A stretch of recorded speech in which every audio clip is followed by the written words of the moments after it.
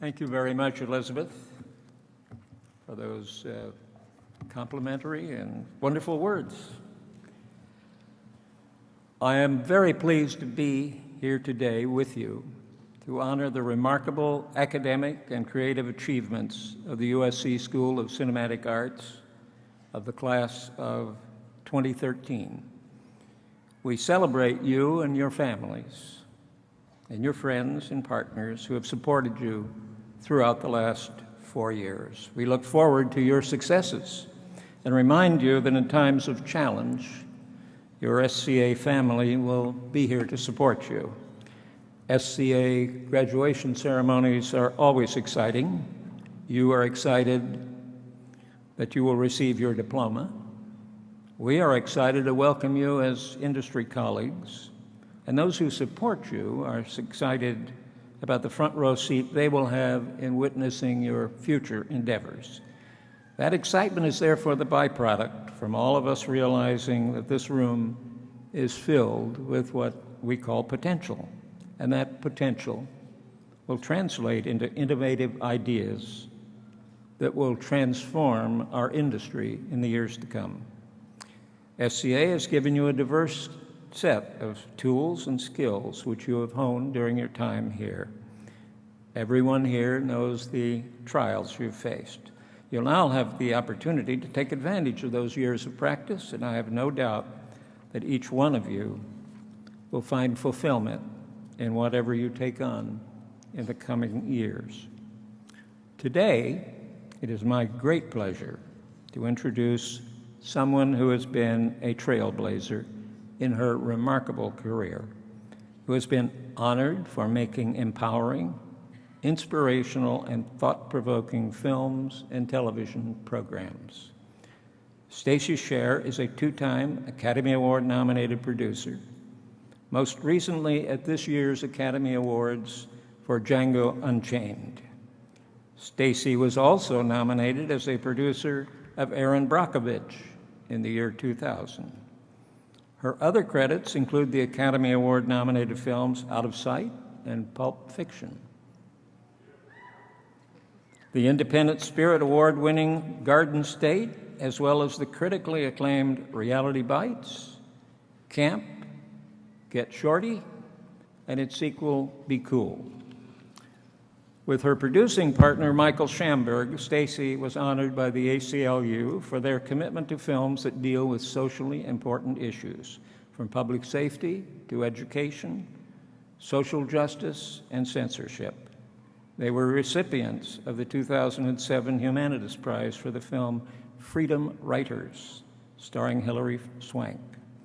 Their film World Trade Center, which starred Nicolas Cage and was directed by Oliver Stone, was chosen for the 2006 Christopher Award, which was presented to the creators of films that affirm the highest values of the human spirit. Stacey was the recipient of the Women in Film Independent Vision Award in 2002. Also in 2002, Stacey was honored by the USC School of Cinematic Arts with the Mary Pickford Award for bringing special distinction to our school and our industry. An MFA graduate of the Peter Stark Producing Program, she is a member of the School of Cinematic Arts Alumni Council. And I should add that Stacey hasn't forgotten her SCA roots. Like many of you graduating students, she is using Kickstarter to fund one of her next projects, Garden State 2.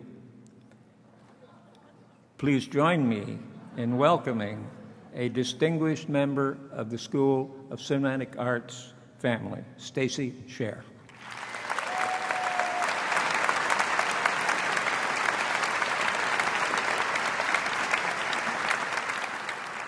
Thank you. Thank you, Dean Daly, and thank you, Frank Price. Also, happy birthday, Frank Price. It's his birthday today. It's really an honor to be introduced by a man that is a true legend in film and television. Congratulations to the amazing Matt Weiner for being the recipient of the Mary Pickford Award. welcome parents and distinguished guests, and congratulations, class of 2013.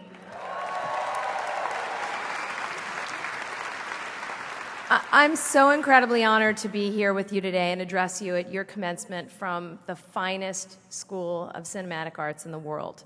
Now, I say that fully biased. I was sitting where you guys are right now at the age of 22 in 1985, receiving my MFA from the Peter Stark Motion Picture Producing Program. Starkies, now that's your shout out. So many things have changed in the 28 years since I was sitting where you guys are now, both in the industry and at the university, especially the surroundings. When I started out, we were in the barracks. And the program was being run by the late and singular Art Murphy, and we would know whether it was going to be a good day or a bad day in class by how many cigarettes he stamped out during his lectures in his giant motorcycle boots. The next year, we moved into the new building, what we called the new building, before this extraordinary structure compound was put together by the dean. And he required that we all wear business attire, suits, ties, dresses, and he got an ashtray. But don't worry, Starkies. There's one thing that hasn't changed, and I still get asked this question, and all of you will when you make your first film. What does a producer do exactly? The answer to that question is different for each person, but for me, a producer makes their own reality. Here are some things that I don't see changing anytime soon, whether film's moving through a projector at the theater or we're looking at it through pixels and Google glasses. So Hollywood, the good news is Hollywood's a meritocracy. One of the most magical things about Hollywood is that for all the assertions of cronyism, it really is a system in which the most talented, capable, and hardworking people are promoted on the basis of those skills.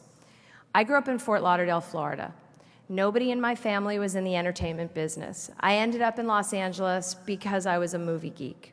My dad and I pretty much only got along when we were talking about films. We were that family that went to see Raging Bull over the family film that opened that weekend. And when I see a film now that knocks me out, it's like I go back somewhere else. It's like I'm that girl in Fort Lauderdale, Florida, who's walking home from the mall alone, having seen Star Wars, and I'm still in that galaxy far, far away. Or I'm that girl who saw Hal Ashby's Coming Home and had entered a world of adults and politics. Or I'm the girl that watched Clockwork Orange 20 times in 2 weeks on the Z channel. Maybe that explains my cinematic groove. But I really wanted to know everything that Stanley Kubrick was trying to show me in that film. Okay, you get it. I love movies and television, so do you. The point is, like most of you, I went out there into the world without any connections. So I worked like a dog, and I made my own. Get to know your peers. Matt Weiner talked about this. Treat them well. These people are your connections, not the people above you, but the people beside you. To make it in Hollywood, you won't so much climb a ladder as you'll cross a lattice, or as Sheryl Sandberg puts it, a jungle gym, jungle being the operative word. Reach out and make those lateral connections and treat everybody well. My first job in the industry when I left the Stark program was working on music videos. I worked on Twisted Sister, We're Not Gonna Take It video, and my big claim to fame was that I got Niedermeyer from Animal House to fly People's Express Airlines. That was sort of like Southwest is to a private jet. It's good that it doesn't exist anymore. Anyway, I was an assistant, but more responsibility flowed toward me because I never took no for an answer, and I made my own reality. A year later, I met an aspiring screenwriter named David Simpkins who wanted to make a movie with Twisted Sister. That never happened, but when he wrote his first spec script, Adventures in Babysitting, he gave it to me. And that script was a script that I gave my bosses at my temporary job. So when the studio bought it, my temporary job became a permanent job. I didn't get that job by finding a powerful mentor. I got it by finding a screenplay written by one of my peers. There'll be a class that you come up with in the business, not just those you're graduating with, but those who come from similar places with similar dreams. I was fortunate enough to meet an amazing group of writers and directors and producers, and we used to hang out together. We've worked together repeatedly through the years, and with them and through them, I developed my taste. Stanley Kubrick said taste was the most important thing a director has. Taste isn't something that can be taught, but it can be absorbed through hours and hours. Malcolm Gladwell's 10,000 hours, and you never stop learning it. It's not a skill set, it's not a craft, it's a sensibility. It's Roman Polanski framing John Cassavetes out of the shot when he's making a deal with the devil on the telephone. It's the retort that Jack Lemmon gives to the man he's just married at the end of Some Like It Hot. I'm a man, nobody's perfect. The second lobster scene in Annie Hall. I learned about great writing by reading hundreds and hundreds of great screenplays so that I could distinguish them from the hundreds of bad screenplays that I was reading at work. I spent countless nights at the New Beverly Cinema watching old movies by Hawks, Wilder, Hitchcock, Truffaut, and Coppola.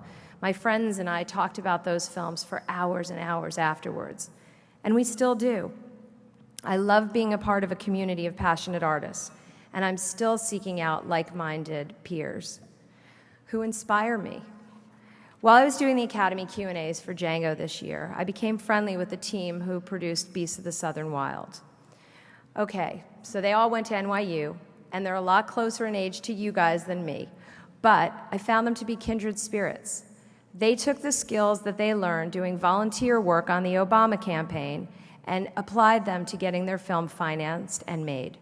They had an authentic voice, and they had a passion to share their voice. Many years ago, I was at a pivotal time in my career, and I was deciding whether or not I was going to take a job in New York, and a friend of mine introduced me to Warren Beatty. He casually asked me, "What films do you want to make?" So here's Warren Beatty, a man I idolize, a man who made Bonnie and Clyde and Shampoo and, and Reds. And I couldn't believe I was even in the same room with him. So trying to sound very sophisticated, I said, "I want to make various films." He looked at me and he said, "Various films? Do you want to marry various men and have various children?" Because that's the same level of commitment you have to your work. It reminded me of the moment in Reds when Maureen Stapleton asked Diane Keaton, "What do you want to write about?" Diane Keaton responds, "Everything." Maureen Stapleton shoots her a withering glare and says, "You write about everything?" You can't say everything. You have to say something. And at that moment, I realized I'd been given a great gift by one of my heroes. I'd been charged with the task of finding my voice, to have something to say. It's simple, right? Have something to say? All the great filmmakers have something to say. We may not like it. It may be hard to watch sometimes, but they all have something to say, something personal. Wow. Specific and important to them, something they care about deeply because they have to. Whether it was a truth they wanted to expose, a character they wanted to explore, or an idea they wanted to express, the work that made me fall in love with movies had something to say. So what have I said? What connects Django and Reality Bites, or Gattaca and Aaron Brockovich, or Get Shorty and Garden State and Pulp Fiction? I looked back at my career to try and make some sense of it so I can offer some guidance to all of you. And I realized that besides being an auteur groupie, I love fighters, dreamers, and survivors, characters who make their own reality. And I love seeing strong women up there on film. So when I look back at how I got here, I realized there was another person that had a tremendous influence on me. And that was Marlo Thomas in her television series, That Girl, which I watched religiously after school. Watching her character, Anne-Marie, make her way in the world in New York City without anybody, all on her own, gave me the idea that I could too. And it grew out of Marlo's passion to have her voice heard. When she went in to meet with the networks, she said to them, "Everybody on your network is either somebody's wife, somebody's daughter, or somebody's secretary. How about a show where the woman is somebody?" When I grew up in the 70s, there was no dichotomy between popular films and art films. The greatest filmmakers were making movies and taking people, mass audiences, to places they'd never been before, either emotionally or literally. The best of all did both. My mom and I still argue about the fact that she didn't keep her word and wait to see Jaws with me until I came home from summer camp. Imagine for a moment a movie today that you would be mad at your parent or your best friend or your significant other for seeing without you. Now imagine that there were 20 or 30 of those in a single year. This is why we need your voice now. I know it seems impossible. You guys are all thinking about how you're going to get jobs. But remember, you're storytellers, and you're emerging from a university with a great tradition of passionate, visionary storytellers. George Lucas, John Wells, Laura Ziskin, John Singleton, Jay Roach, Rianne Johnson, Scott Alexander, Larry Karaszewski, Steve Shabosky, Shonda Rhimes, and Matt Weiner. So with that mantle comes a responsibility. And I swear I didn't exchange notes with Matt on this, but don't chase the marketplace in pursuit of careerism. As William Goldman said, nobody knows anything. There's no perfect formula for critical or commercial success, or everything that gets greenlit would be a hit and an award winner. Failure's inevitable. It's part of the creative process. Thomas Edison said that it literally took him 1,000 tries to invent the light bulb. He didn't say he failed 1,000 times. He said the creation of the light bulb took 1,001 steps. So don't give up. And while you're at it, dare to be original and express yourself. Because for all of our technological advances, all the CGI, all the light and magic, no one knows how to make an authentic voice. They can't come out of a computer. Hard as anyone might try, it can't be done. But each and every one of you has it. All you have to do is listen. Beyond that, you have a skill set. The entertainment that you've been trained here to create in the best facilities by the best professors in the world is not going out of fashion anytime soon, even though how we make it, where we watch it, and when we watch it's changing every minute. We are in a time of tremendous change, and you can choose one of two options. You can see that as something to be afraid of, or you can embrace that change and see that it's a time of great opportunity. Sometimes people see things as breaking down. They're also an opportunity to break through. So embrace it, you guys. Ride the waves of uncertainty with passion, confidence, and faith, and be part of creating new paradigms.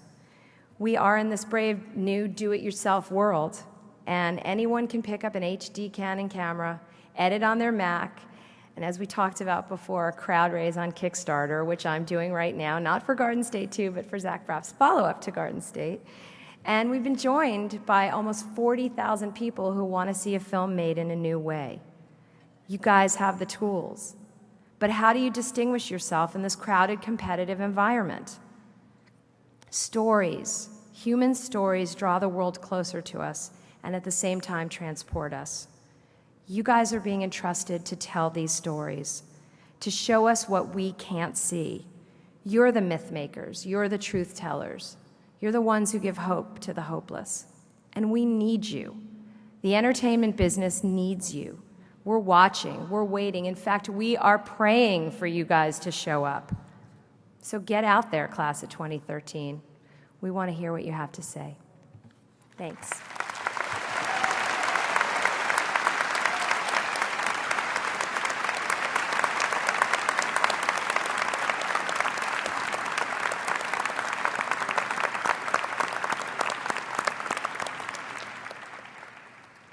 Thank you so much, Stacey.